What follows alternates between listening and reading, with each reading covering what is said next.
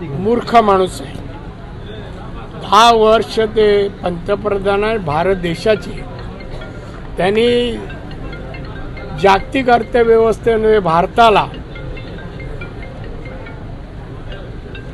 2014 मध्ये जो भारत 14व्या क्रमांकावर होता तो 5व्या क्रमांकावर आणला। अर्थव्यवस्था कळल्याशिवाय काय?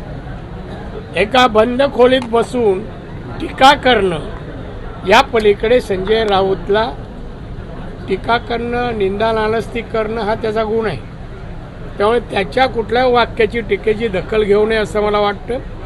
माननीय मोदी साहेबांनी या देशाला नजीकच्या काळात जागतिक अर्थव्यवस्थेत 3ऱ्या क्रमांकावर लवकरच आणतील अशी माझी अपेक्षा आहे।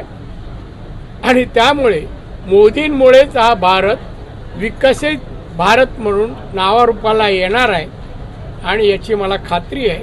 त्यामुळे संजय राऊत याच्यासारख्या माणसाने अशा विषयावर बोलू नये, तो विषय त्याचा नाही।